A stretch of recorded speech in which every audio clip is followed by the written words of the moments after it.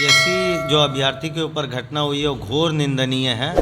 Police की मनमानी हो गई है, पटना पुलिस की। ये पहली घटना नहीं है, लगातार जब भी कोई सवाल या कोई मुद्दा लेकर कोई भी लोग, आशा वर्कर, सेविका, सरपंच, मुखिया, जो भी व्यक्ति पटना पहुंचता है, एक आदत बना ली है सरकार ने कि भाई उनको वाटर कैनन के द्वारा भिंगाओ, उन पे लाठी चार्ज करवाओ, उनके मुद्दे को ख़त्म करो और उनको वापस भेज दो, ताकि ना कोई सवाल उठे ना सरकार को कोई जवाब देना पड़े।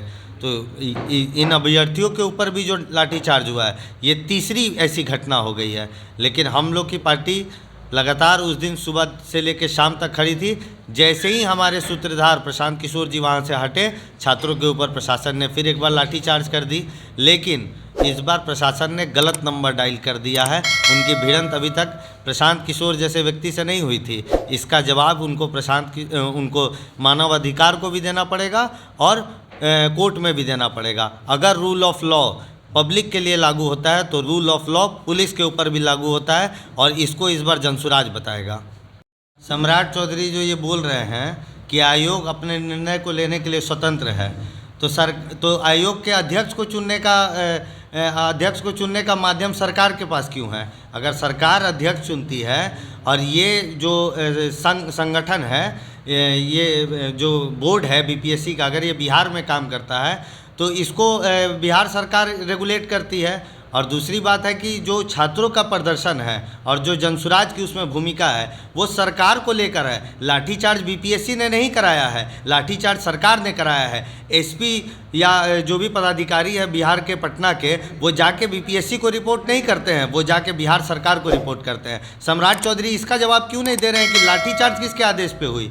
क्या नीतीश कुमार के पटना में नहीं रहते हुए उप मुख्यमंत्री सम्राट चौधरी ने ये आदेश दिया था कि जाके बीपीएससी के छात्रों पर जाकर वाटर कैनन करो और जाके लाठीचार्ज करो? इस बात का स्पष्टीकरण दें।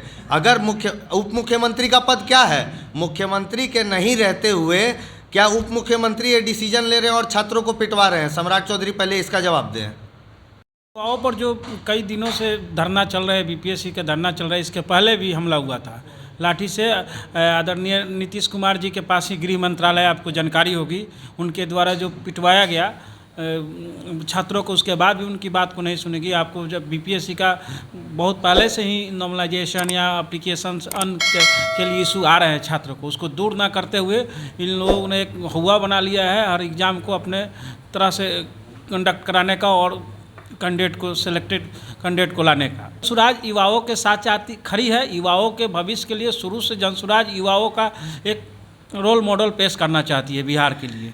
अगर युवा, इसमें राजनीति नहीं होनी चाहिए। युवाओं का जो भी मांग है, उचित मांग है, उसको सरकार को माननी चाहिए।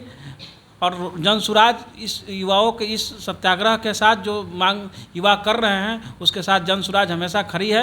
और उसमें सारण के युवा भी भागीदारी अपनी देंगे। और सारण में भी अगर सरकार 2 तारीख तक अगर मांगों को नहीं मानती है, बीपीएससी की मांगों को, जो अभ्यर्थी हैं उनकी मांगों को नहीं मांगती है, तो सारण के युवा इस पर निर्णय लेंगे और आगे की हम लोग आंदोलन इस बीपीएससी छात्रों के साथ खड़े होने के लिए सारण के युवा भी आगे आएंगे।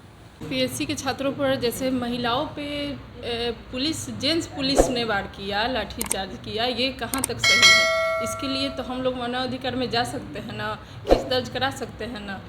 इसका जवाब हमको सरकार देगी कि नहीं? मेरा मानना यही है कि इसके लिए हम लोग आगे तक जाना होगा तो जाएंगे। और महिलाओं पे जितने भी अत्याचार हो रहे हैं उनके लिए हमको जितना भी प्रयास करना है और सही तरीके से बिहार में सुधार लाना है महिलाओं के प्रति, तो मैं इसके लिए तैयार हूँ।